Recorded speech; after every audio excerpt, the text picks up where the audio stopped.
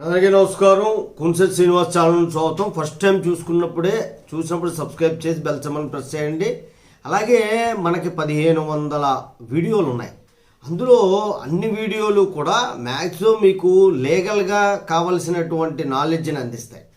Legal knowledge అనేటువంటిది ఎందుకు మాకు అవసరం లేదు, మేము ఏ తప్పు చేయలేదని మాత్రం ఎప్పుడు ఎవ్వరూ అనుకోవద్దు.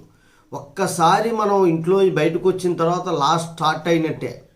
అదేంటండి అంటే నీకు పిల్లలు పుట్టిన వెంటనే మనం డేట్ ఆఫ్ బర్త్ నమోదు చేస్తాం. అలాగే ఇంట్లో ఎవరైనా చనిపోతే డేట్ ఆఫ్ డెత్ని నమోదు చేస్తాం. ఇవన్నీ కూడా లాకి సంబంధించినవే.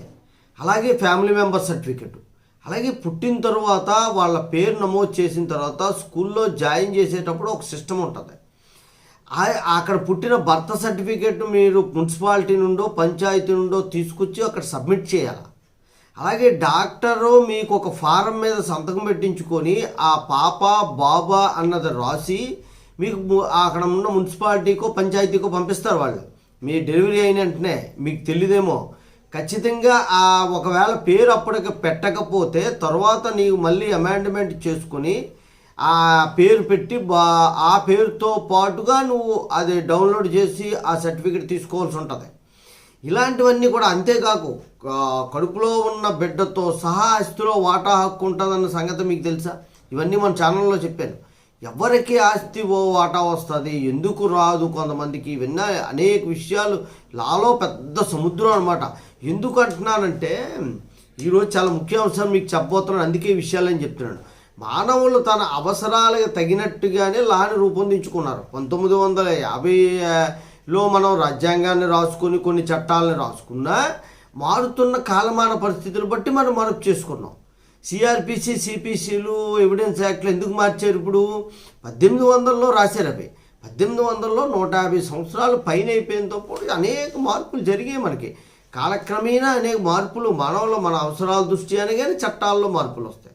దీంట్లో ఈరోజు ముఖ్య అంశం ఏంటంటే స్త్రీకి సమాన వాటా పురుషుడితో పాటు ఉన్నది అని మనం చట్టాలలో చదువుకున్నాము. అలాగే సుప్రీంకోర్టు ఈ మధ్య కాలంలో ఏం చెప్పిందంటే పురుషుడితో పాటు స్త్రీకి పుట్టుకతోనే సమాన హక్కు వస్తుంది అని కూడా చెప్పింది. అయితే కొన్ని సందర్భాల్లో, కొన్ని ప్రత్యేక సందర్భాల్లో అదే స్త్రీ ఆస్తిలో వాటా అడిగే హక్కు లేదు అని కూడా మీకు తెలుసుకోవాలి. అది మీకు తెలుసా? 7 కేసుల్లో జడ్జిమెంట్ ఇస్తూ ఒక కోర్టు వివరణ ఇచ్చింది ఏ సందర్భాల్లో స్త్రీకి ఆస్తిలో హక్కు లేదు అని చెప్పి. ఆ సందర్భాలు మీకు వివరిస్తాను. ఊరికినే మాకు ప్రతి స్త్రీకి కూడా వాళ్ళ అన్నదమ్ములతో సమానంగా హక్కు వచ్చేస్తుంది అన్నది మాత్రం కరెక్ట్ కాదు. ఏ సందర్భంగా వస్తుంది, ఏ చట్టం చెప్పింది, ఏ ఏ సందర్భాల్లో మీకు ఆస్తిలో వాటా రాదన్న విషయాన్ని మీరు పూర్తిగా తెలుసుకుంటేనే కానీ మీరు కోర్టులో కేసు వేయడానికి కానీ ఆస్తిలో వాటా అడగడానికి కానీ మీకు హక్కు రాదు. అనేక విషయాలు ఉంటాయి. ఈ విషయాన్ని చాలా జాగ్రత్తగా వింటేనే కానీ అర్థం కాదు. ఎందుకంటే 25 సంవత్సరాలు 35 సంవత్సరాలు కాదు, మా కోర్టులోనే 45 సంవత్సరాలుగా లాయర్గా పనిచేస్తున్న వాళ్ళు కూడా ఈ రోజుకి చదువుతున్నారు. డౌట్స్ వస్తే వేరొకరిని అడిగి తెలుసుకుంటున్నారంటే ఎంత పెద్ద శ్రమ ఉన్నో దీని వెనకాలనేటువంటిది మీరు తెలుసుకుంటే ఎంతో కొంత నాకు తెలిసిన దాంట్లో ఒక 1% మీకు అందజేయగలుగుతున్నానేమో అనేటటువంటి భావన, ఆ సంతోషం కూడా నాకు కలుగుతుంది. ఒక్కొక్క పాయింట్ చాలా జాగ్రత్తగా చెప్తాను, మీరు గ్రహించాలి. ఏంటంటే కొన్ని సందర్భాల్లో స్త్రీలకి ఆస్తిలో వాటా అడిగే హక్కు లేదు.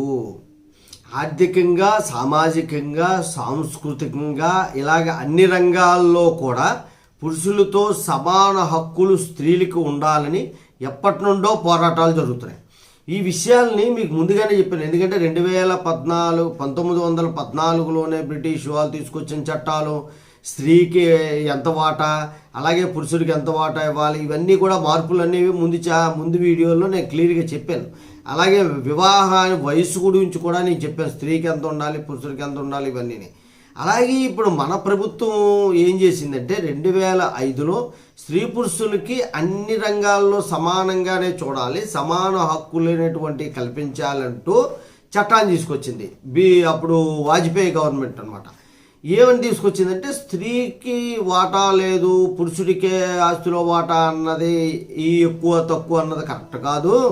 2005లో వాజ్పేయి గారి ప్రభుత్వం చట్టాన్ని సవరణ చేసింది. అంటే హిందూ వారసత్వ చట్టం అంటారు. ఈ హిందూ వారసత్వ చట్టాన్ని సవరణ చేసి ఇద్దరూ సమానలే, ఆర్థిక రంగంగా కానీ అలాగే సామాజికంగా కానీ సాంస్కృతికంగా కానీ వీరిద్దరికీ సమాన హక్కులు కల్పించాలని చెప్పిస్తూ చట్టం చేస్తూ కొన్ని నిబంధనలు కూడా విధించింది. ఏంటి ఆ నిబంధనలు అంటే అవి మీకు ఒక్కొక్క పాయింట్ ఒకటి చెప్తాను. ఏ సందర్భాల్లో వాళ్ళకి ఆస్తులు హక్కు లేదు అన్నవి మీకు తెలియజేస్తాను. కొన్ని నిబంధనలు అనేటువంటివి ప్రతి దాంట్లోనే ఉంటాయి. ఆ నిబంధనలు అనేవి ఇచ్చావు. ఈ నిబంధనలు ఒక్కొక్క పాయింట్ మనం చెప్పుకుంటే మీకు ఒకవేళ అర్థం అవ్వకపోయినా మళ్ళీ ఒక్కసారి చూస్తే అర్థమవుతుంది. చట్టంలో చిన్న కన్ఫ్యూజన్ ఉంటుంది.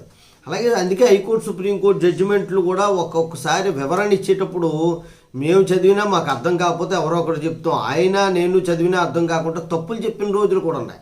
మన ఛానల్లోనే 1-2 సార్లు నేను తప్పులు చెప్పాను, ఎందుకంటే చదివింది అర్థం కాక. అంత కన్ఫ్యూజ్గా ఉంటాయి. పెద్ద ప్రాబ్లము వాళ్ళ ఇంగ్లీష్ మనకు రాదు. వాళ్ళు ఏదో చెప్పిన దాంట్లో ఎంతో కొంత అర్థం చేసుకుని వేరొకరిని అడిగితే వాళ్ళు ఎంతో చెప్తే ఇవన్నీ కలిపి మీకు చెప్పిన దాంట్లో కూడా కొంత తప్పులు. అందుకని అర్థం కావడానికి కొంత టైం పడతాయి. మీరు కొద్దిగా జాగ్రత్తగా ఆలకిస్తే ఖచ్చితంగా అర్థమవుతుంది. ఏ పరిస్థితుల్లో వాటా రాదు అంటే సొంత ఆస్తికి సంబంధించింది. ఏమిటి సొంత ఆస్తి అంటే తండ్రి సొంతంగా సంపాదించుకున్నటువంటి ఆస్తి ఏదైనా ఉంటే ఆ ఆస్తిపై కూతురికి వాటా రాదు. ఎందుకు వాటా రాదు? తండ్రి సొంతంగా సంపాదించిన ఆస్తికి తండ్రి బతికుండగా అతను వీలునామా కానీ గిఫ్ట్ డీడ్ కానీ రిజిస్టర్డ్ సేల్ డీడ్ కానీ లేకపోతే బహుమానంగా ఎవరికైనా ఇచ్చేయడం కానీ ఏమైనా కానీ చేస్తే ఆ ఆస్తిలో మీరు వాటా అడిగే హక్కు మీకు లేదు. సొంత ఆస్తి ఎవరిదైనా అంతే. ఇది తండ్రిది అయితే తండ్రి గురించి చెప్పుకున్నాం, కూతురికి అడిగే హక్కు లేదని. మీదైతే మీ సొంతం మీరు ఆస్తిలో వాటా ఎవరికి ఇవ్వాల్సిన అవసరం ఉండదు. మీ సొంత. ఇప్పుడు తండ్రి తాలూకా సంపాదన సొంత ఆస్తిలో తన కుమారుడికే నా యావదాస్తి చెందాలని కానీ వీళ్ళమ్మ రాస్తే, లేదా నా భార్యకే చెందాలని రాస్తే, లేదా కుంసెట్ శ్రీనివాస్ అనే లాయర్ గారికి నా ఆస్తి మొత్తం చెందాలని వీళ్ళమ్మ రాస్తే అది నాకే చెందుతుంది. అది మీరు వాడెవడో మధ్యలోని కుమారులు కూతుర్లు ఉండగా ఆయనకి ఆస్తి ఇవ్వడం ఏంటి అన్నటువంటిది లేదు. ఆయన బహుమతిగా ఇచ్చిన నాకు. బహుమతిగా అంటే ఇంకా చాలా రకాలు ఉన్నాయి. బహుమతిగా ఇవ్వడానికి బయట వాళ్ళకి ఇవ్వడానికి అవ్వదు. గిఫ్ట్ డీడ్ అనేటువంటిది దాని గురించి కూడా మీకు వీడియో పెట్టాను, చూస్తే క్లియర్గా అవుతుంది. అలాగే సేల్ డీడ్ నాకు అమ్మేసిన ఇలాంటివి దాంట్లో కుమార్తెకి ఆస్తిలో వాటా అడిగే హక్కు లేదు. ఇది ఒక పాయింట్ గుర్తుపెట్టుకోండి. రెండో పాయింట్, ఈ చట్టం అమల్లోకి రాకముందే ఆస్తి పంపకాలు జరిగిపోయాయి. పంపకం ఆథరైజ్డ్గా జరగాల. నేను మా చెల్లి ఆస్తిలో వాటా అడిగి కేసు పెట్టిందని చెప్పేసి మేము ఎప్పుడో పనిచేసుకున్నాం అని నోటి మాటనంటే కాదు. ఆల్రెడీ మేము ఆస్తి అనేటువంటిది పంపకం చేసుకున్నాం, పంపకం దస్తావేజు రాసుకున్నాం, పంపకం దస్తావేజు రిజిస్ట్రేషన్ చేసుకున్నాం. ఎవరి పేరు మీద వాళ్ళకి పట్టాదారు పాస్బుక్లు వచ్చేసాయి. ఇప్పుడు ఆవిడ కేసు పెట్టింది. చట్టం రాకమునిపే మేము పనిచేసుకున్నాం కాబట్టి ఆమెకి ఆస్తిలో వాటా అడిగే హక్కు లేదు అన్న నిబంధన ఉంది. ఆస్తిలో వాటా పంపకాలు నేను ముందే చెప్పాను మీకు, ఆథరైజ్డ్గా జరగాలి, అనాథరైజ్డ్గా కాదు. కేసు పెట్టిన తర్వాత చిన్న తెల్లకాయితాలు పట్టుకొచ్చి పనిచేసుకున్నాం అంటే కుదరదు. అర్థమైందా మీకు? ఆస్తి అనేటువంటిది పంపకం ఎప్పుడు జరిగింది? చట్టం రాకమునిపే పంచుకోవడం జరిగితే ఆథరైజ్డ్గా ఆ ఆస్తిలో మీకు వాటా అడిగే హక్కు లేదు. ఇంకో పాయింట్, ఆస్తి నాకు వద్దని చెప్పి మీరు వెళ్ళిపోయారు అంటే ఎప్పుడో చాలా కాలం కిందట వివాహం జరిగిపోయింది, ఆస్తిలో వాటా మాకు వద్దన్నారు, మీ అన్నదమ్ములు ఆ ఆస్తిని పంపకం చేసుకొని అనుభవిస్తున్నారు, వాళ్ళే వ్యవసాయం చేసుకుంటున్నారు, లేకపోతే వాళ్ళే అనుభవిస్తున్నారు, వాళ్ళ పిల్లలు వాళ్ళు అనుభవిస్తున్నారు. అలాంటి సందర్భాల్లో కూడా మీకు ఆస్తిలో వాటా అడిగే హక్కు మాత్రం లేదు. ఇది కూడా ఇది కొద్దిగా కాంప్లికేటెడ్గా ఉంటుంది.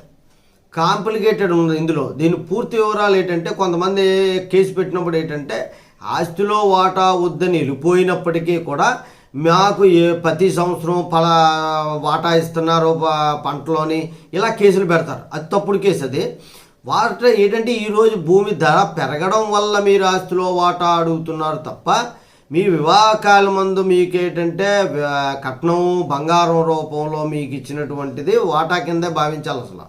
కానీ మధ్యలో మీరు వదిలి వెళ్ళిపోయిన తర్వాత ఓ 30-40 సంవత్సరాల తర్వాత వచ్చి నాకు ఆస్తిలో వాటా కావాలని అడుగుతున్నారు. అది ప్రూవ్ చేసుకోవాల్సిన బాధ్యత మీరే. 30-40 సంవత్సరాలు బట్టి కూడా ఫలితం ఏమో మాకు ఇస్తున్నారు, మేము పొందుతున్నాము, వాటా మాత్రం ఇవ్వలేదని చెప్పేసి కేసు పెడతారు. అదో టెక్నికల్ ఇది తీసుకుని కేసు పెడతారు, కానీ అది వాస్తవంగా అయితే తప్పుడు కేసు. నెక్స్ట్ పాయింట్ ఒకటి చూడండి. హక్కు విడుదల పత్రం మీద సంతకం పెట్టినట్టయితే, హక్కు విడుదల పత్రం అంటే ఏంటి అంటే 4 అందములు లేదా 3 అందములు ఉంటారు, తక్కువ భూమి ఉంటుంది, లేదంటే భూమి వాళ్ళకి సరిపడ్డా ఉంటుంది, మీకు భూమి అవసరం లేదు. అప్పుడు ఏం చేస్తారంటే మీకు ఎంతో కొంత దానికో మీ వాటాకి సరిపడ్డ అమౌంట్ కట్టి మీకు కొంత డబ్బులు ఏవో ఇస్తారు. మీరు హక్కు విడుదల పత్రాన్ని రాస్తారు. నాకు మా తల్లిదండ్రుల ఆస్తిలో నాకు ఉన్నటువంటి వాటాపై నా హక్కుని విడుదల చేసుకుంటున్నాను, వదిలేసుకుంటున్నాను అని అర్థం అనమాట. అలాగ ఒక డీడ్ రాసుకుంటారు, హక్కు విడుదల రీలింక్విష్మెంట్ డీడ్ అంటారు ఇంగ్లీష్లో. అది రాసి మీరు సంతకం పెడతారు. సంతకం పెట్టి ఇచ్చినప్పుడు తరువాత కొన్నాళ్ళు పోయాక రేట్లు పెరుగుతాయి. పెడితే నాకు కూడా ఆస్తిలో వాటా రావాలని అడిగే హక్కుని మీరు కోల్పోతారు. అది చాలా జాగ్రత్తగా చూసుకోవాలి. ఎప్పుడైతే ఆస్తి వద్దు అని రీలింక్విష్మెంట్ డీడ్ రాసారో, హక్కు విడుదల పత్రం అనేటువంటిది రాసి సంతకం పెట్టించారో, మీకు ఆస్తిలో వాటా అడిగే హక్కుని పూర్తిగా కోల్పోయినట్టుగానే భావించాలి. ఎందుకంటే మీకున్న హక్కుని మీరే స్వయంగా రిజిస్టర్ ద్వారా హక్కు విడుదల అనేటువంటిది ఇచ్చేసారు. తరువాత ఇంకొక పాయింట్ ఉంటాయి. ఏ సందర్భాల్లో ఆ స్త్రీ హక్కు మీరు హక్కు అంటే వాటా అడిగే హక్కు లేదు అనడానికి చెప్తున్నటువంటి పాయింట్లు, మీ పూర్వీకులు బహుమతిగా ఎవరికన్నా ఇస్తే లేదా విరాళంగా ఎవరికన్నా ఇస్తే వాళ్ళు ఆ భూముల్ని లేదా ఆస్తుల్ని అనుభవిస్తున్నట్లయితే మీరు దాన్ని మళ్ళీ వాటాగా పొందే హక్కు లేదు. ఉదాహరణకి మీకు చెప్తాను, చెప్పకపోతే మీకు అర్థం కాదు. రామాలయం ఉంది. ఆ రామాలయానికి మా పూర్వీకులు 4 ఎకరాల భూమిని ఏం చేశారంటే దానం రూపంలో ఇచ్చారు. దాని మీద ఫలసాయంతో ధూపదీప నైవేద్యాల కోసం రామాలయానికి ఇచ్చేశారు. ఇచ్చేసిన తర్వాత అక్కడ కొంతమంది రైతులు దాన్ని పండించి దాని నుండి వచ్చిన ఫలసాయంతో రామాలయానికి ఆ కార్యక్రమాలు నిర్వహించడం, ధూపదీప నైవేద్యాలు, ఏదో సున్నాలు వేయడం, ఏదో మంచి చెడ్డ కార్యక్రమాలు అనేవి చేస్తున్నారు. ఇప్పుడు రేట్లు పెరగగానే వచ్చి మా పూర్వీకులది అదే మా పేరు మీద ఉంటుంది, అవన్నీ దేవాదాయ శాఖకి మేమేమి రాసివ్వలేదు, కానీ పూర్వీకులు ఎప్పుడో తెలియక ఇచ్చారు ఇలా అంటే మాత్రం కుదరదు. అది బహుమానంగా ఇచ్చారు. అలాగే చాగల మంగళోళ్ళకి కూడా భూములు ఇవ్వడం అనేటువంటిది జరుగుతుంది. మీకు ఇప్పుడు లేవు, కానీ పూర్వం ఉండేవి, చాలా సంవత్సరాల కిందట ఉండేవి. అవి ఇప్పటికీ వాళ్ళు అనుభవించడం, వాళ్ళ స్వాధీనంలోకి వెళ్ళిపోయి వాళ్ళు అమ్ముకోవడం అది చేసుకున్నారు. ఇప్పుడు అది వేరే విషయం అనుకోండి. సాధారణంగా ఏంటంటే పెద్ద పెద్ద జమీందారులు లేదా పెద్ద భూస్వాములు వాళ్ళ దగ్గర పనిచేసేటువంటి ఈ చాగల మంగళ్ళకి మాన్యాలు అని చెప్పించేవారు. దేవాదాయాల నుండి కూడా మాన్యాలు ఉన్నాయి. దేవాదాయం కొన్ని 20-30 సెంట్లలో ఎకరాల్లో 2 ఎకరాలేమో చాకల మాన్యం, 2 ఎకరాలేమో ఇలా ఇచ్చేవారు. వాళ్ళ ఆ దేవాలయం కొంత సేవ చేసేవారు. అలాగే భూములు ఎక్కువ ఉన్న వాళ్ళు కూడా ఇలాంటి విరాళాలు ఇచ్చేవారు. ఇచ్చిన తర్వాత వాళ్ళే దున్ని పండించుకొని దాని మీద బతుకుతూ మీకు సేవ చేసేవారు, మీ కుటుంబానికి. అలాంటి భూముల్ని మళ్ళీ మీరు వెనక్కి పొందే హక్కు లేదు అని చెప్పేసి ఈ హైకోర్టు వివరణ ఇస్తూ చెప్పింది. దాని లింక్ పెడతాను, మీరు చదివితే ఇంకా చాలా పాయింట్లు ఉంటాయి అందులో. ఇంకేంటంటే అంతసేపు చెప్పుకుంటూ మనం వివరణలో ప్రతి చిన్నదానికి వివరణ ఇచ్చుకుంటూ వెళ్తే పెద్ద పెద్ద వీడియోలు అయిపోతాయి. అంత ఇవ్వడం కూడా కష్టం. మీకు కూడా ఆలకించే వాళ్ళకి ఏంటంటే ఇంట్రెస్ట్ ఉండదు. మామూలుగా వేరొక సబ్జెక్ట్ అయితే ఇంట్రెస్ట్ ఉంటుంది, కానీ లా సబ్జెక్టు కొంత చికాగ్గా ఉంటుంది ఆలకించేటప్పుడు కూడా. అందుకే మనకి వ్యూస్ కూడా చాలా తక్కువ ఉంటాయి. లీగల్ ఛానల్ వారికి, లీగల్ వీడియోస్కి చాలా తక్కువ వ్యూస్ ఉంటాయి. మేమేదో సరదాకి మీకు చెప్పాలన్న కుతూహలంతో చెప్తున్నాం తప్ప దీనివల్ల అయితే మాకు ఎటువంటి ఉపయోగం లేదు. మీరు నెట్లో కూడా చూడవచ్చు. నా ఛానల్ ఓపెన్ చేసి చూస్తే నాకు ఎంత డబ్బులు వస్తున్నాయి, నాకు ఎంత ఏమొస్తుంది అన్నది మీకే తెలిసిపోతుంది. నాకు ₹1 రాదు, మీరే చూసుకోవచ్చు. ఆ నెట్లో కొడితే అది క్లియర్గా చూపిస్తుంది. $8 మీకు నాకు వస్తున్నాయి, అది ఎంత అమౌంట్ నాకు వచ్చింది అన్నది కూడా మీకు చూపిస్తుంది. కానీ లా అనేటువంటిది నాకు తెలిసింది ఇదే సబ్జెక్ట్ కాబట్టి ఆ సబ్జెక్ట్ మీకు చెప్పేయాలి. చెప్పకపోతే ఏమవుతుందంటే అనేక సందర్భాల్లో మీరు ప్రాబ్లమ్స్ ఫేస్ చేయవలసి ఉంటుంది. ఎలాగా అంటే చాలామంది ఈ రోజుల్లో కూడా విలేజుల్లో ఒక ఇల్లు కానీ భూమి కానీ కొనుక్కున్నప్పుడు పెద్దల సమక్షంలో రాయించుకుంటున్నారు. పెద్దల సమక్షంలో రాయించుకుంటే అది మీకు దేనికి పనికిరాదు. ఆ భూమి అసలు ఎవరి పేరు మీద ఉందో వాళ్ళకే చెందుతుంది. అందులో నువ్వు ఇల్లు కట్టడానికి అర్హుడు కాదు, బ్యాంకు లోన్ ఇవ్వరు, అలాగే గవర్నమెంట్ కూడా ఏదో తెలిసి తెలియకుండా ఇచ్చేస్తున్నాయి. కానీ ప్రభుత్వం ఇచ్చేటువంటి ఇల్లులు కూడా ఇవ్వడానికి అర్హుడు కాదు నువ్వు. అందుకే లా ద్వారా ఏం చెప్తున్నారంటే మీకు ఒక 5,000 10,000 ఖర్చు అవుతుంది కాదంటలేదు, మీరు రిజిస్ట్రేషన్ మాత్రం చేయించుకోండి. ప్రతిదీ కూడా ఒక బైకు కారు కొంటారు, కొన్నప్పుడు మీరు ఏం చేస్తున్నారంటే ఎవరో పేరు మీద ఉంది కదా ఉన్న వాళ్ళని వదిలేయడం కానీ, అలాగే మీ పేరు మీద మార్చుకోకుండా ఉంటే ఇద్దరికీ ప్రమాదమే. కొనుక్కున్నోడు మంచోడు కాకపోయినా అమ్మినోడు మంచోడు కాకపోయినా సరే ప్రమాదమే. అలాంటివన్నీ కూడా చాలా జాగ్రత్తగా చూసుకొని మీరు రిజిస్ట్రేషన్స్ అనేటువంటిది ప్రతిదాన్ని చేయించుకోవాలి. పురాణా ఉంది, వీలుంటే రిజిస్ట్రేషన్ చేయించుకోండి. అలాగే అనేక రిజిస్ట్రేషన్స్ సబ్ రిజిస్టర్ ఆఫీస్లో ఫీజు కట్టాలండి, అవసరం లేదు, మా పంచాయతీ ప్రెసిడెంట్ గారు రాసి సంతకం పెట్టారంటే పంచాయతీ ప్రెసిడెంట్ అన్నాళ్ళు ఉంటాడు, మన మనుషుల జీవితాలకే డోకా లేదు, వాడెంత పదవిలో అన్నాళ్ళు ఉంటాడు. అలా అది కరెక్ట్ ప్రొసీజర్ కాదు. మీరు స్వచ్ఛందమైనటువంటి ఆస్తి ఏదైతే ఉందో ఆ ఆస్తిని మీ భావితరాలకు అందించాలనే తపంతో నేను చెప్తున్నాను. ఈరోజు ముఖ్యాంశం ఏంటంటే స్త్రీకి ఏ సమయాలలో సమాన హక్కు కోరే అధికారం లేదు అన్న విషయాలు మీకు చెప్పాను. ఒకటి, తండ్రి సొంత ఆస్తి ఉంటే అతను ఎవరికైనా గిఫ్ట్ ఇచ్చుకోవచ్చు, అది మనం అడిగే హక్కు లేదు. రెండోది, చట్టం వచ్చే నాటికే పంపకాలు అయిపోయి అనుభవిస్తుంటే మీరు అడిగే హక్కు లేదు. ఆస్తిని వదిలి వెళ్ళిపోయి నాకు అవసరం లేదు ఆస్తిని వెళ్ళిపోయి చాలా కాలం తర్వాత వచ్చి మళ్ళీ నాకు ఆస్తి కావాలి అనుకుంటే ఆ లోపల వాళ్ళు అనుభవిస్తున్నారు అనుకోండి, మీకు హక్కు లేదు. తర్వాత రిలింక్విష్మెంట్ పీరియడ్, నా హక్కు విడుదల పత్రం అని నా హక్కుని విడుదల చేసుకుంటున్నానని చెప్పి రాసి ఇచ్చారనుకోండి, అప్పుడు కూడా మీరు ఆస్తులు అడిగే హక్కు లేదు.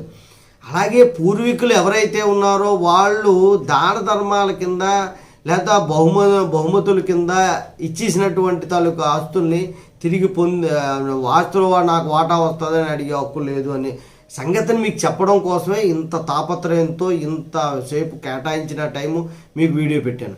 కానీ ఇది చూస్తే చాలా సంతోషిస్తాం, దీన్ని షేర్ చేస్తే ఇంకా బాగుంటుంది. ఎందుకంటే 10 మందికి చేరుతుంది.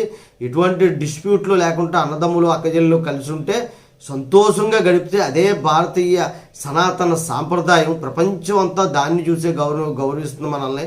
తల్లిదండ్రులు, అన్నదమ్ములు, అక్కజల్లులు, మనవలు, మనవరాలు అందరూ కలిసి ఉంటారట, అందరూ కలిపి పండగలు చేసుకుంటారట, అందరూ కలిపి ఒకే దగ్గర భోంచేస్తారట. మేము అలా ఉంటే బాగుండంటూ ఆ దేశాల నుండి ఈ దేశాలు వచ్చి ఇక్కడ మనకి నమస్కారాలు పెడుతున్నారంటే, మొన్న ఆస్ట్రేలియా నుండి వచ్చి ఫ్యాషన్ డిజైనరే ఆమె చీర కట్టుకొని సభ్యతగా నమస్కారం పెట్టి చీరతో ఆమె ర్యాంప్ వాక్ చేసింది తప్ప మన వాళ్ళకి అసహ్యంగా ఆమె చేయలేదంటే ఆస్ట్రేలియాలో 2 గ్రామాలు పూర్తిగా హిందూ గ్రామాలుగా మారిపోయాయి. న్యూజిలాండ్ సగం హిందూ గ్రామాలుగా మారిపోయింది. అలాగే రష్యాలోని కొన్ని లక్షల మంది మాస్కోలో హిందువులుగా మారిపోయారు. అలాగే భగవద్గీతను బ్యాన్ చేయమని రష్యాలోనేమో సుప్రీంకోర్టులో పెడితే సుప్రీంకోర్టు ఏమందంటే ఇది అసలు మతగంధమే కాదు, సైకాలజీకి సంబంధించిన బుక్, రష్యన్ లాంగ్వేజ్లో ముద్రించి పంచండి అన్నారు. నేను ఎందుకు చెప్తానంటే మతం గురించి కాదు, అంత గొప్ప సాంప్రదాయాలు భారతదేశంలో ఉన్నాయి. భారతదేశంలో ఏ ఇతర మతస్థులైనా తాత తండ్రి అందరూ కలిపి ఒక దగ్గర భోజనం చేయడం, ఒక ఇంట్లో ఉండడం అనేటువంటిది మన సనాతన సాంప్రదాయం. అది ఏ మతస్థులైనా, వేరొక మతస్థులు ఎవరైనప్పటికీ కూడా అవన్నీ పాటించి మన దేశంతో గౌరవాన్ని ఇంకా పెంచుదాం. జై హింద్, భారత మాతా కీ జై.